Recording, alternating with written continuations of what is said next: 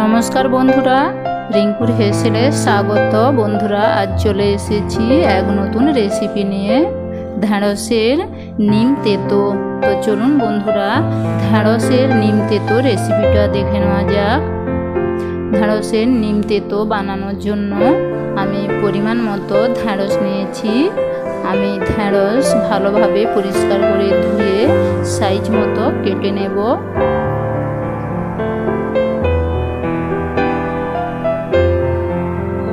আর নিয়ে নিয়েছি নরম নিম পাতা, শুকনো করে হাতে গুঁড়িয়ে রাখা। বন্ধুরা, নরম নিম পাতা রোদে দিয়ে আমি শুকিয়ে হাতে গুঁড়ো করে রেখেছিলাম। আমি পরিমাণ মতো নিম পাতা নিয়েছি। প্রথমে আমি তেলের মধ্যে ঢেঁড়সগুলো দিয়ে দেব, সঙ্গে পরিমাণ মতো লবণ নিয়ে নেব। আমি ভালোভাবে নাড়াচাড়া করে ঢেঁড়সগুলো হালকাভাবে ভেজে নেব।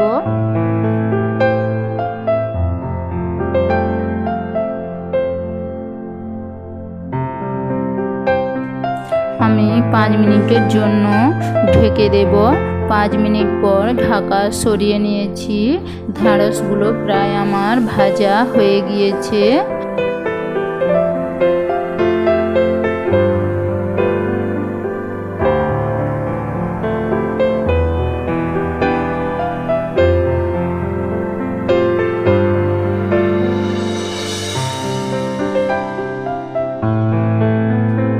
ঢেঁড়সগুলো ভাজা হয়ে গেলে আমি এর মধ্যে হাফ বাটির মতো জল নিয়ে নেব।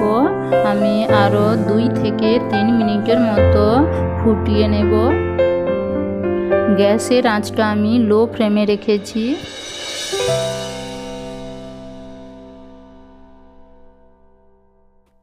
তিন মিনিট পর আমি সর্ষে বাটা জল সমেত ঢেঁড়সের মধ্যে দিয়ে দেব। আমি পরিমাণ মতো সর্ষে বেটে নিয়েছি। আমি এখানে সাদা সর্ষে নিয়েছিলাম।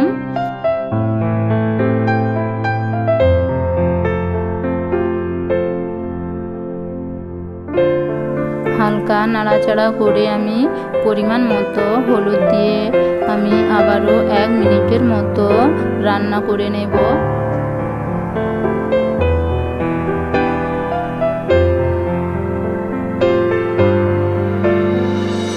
এবার আমি ঢেঁড়সটা একটা পাত্রে নামিয়ে রাখবো। আমি আবারও কড়াইয়ে পরিমাণ মতো সর্ষের তেল নিয়েছি। গরম তেলে আমি একটা শুকনো লঙ্কা ও সামান্য পরিমাণ 5 ফোড়ন নিয়েছি।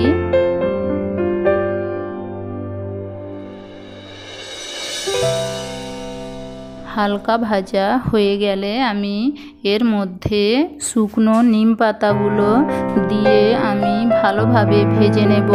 নিম পাতাগুলো একেবারে কালো করে ভেজে নিতে হবে।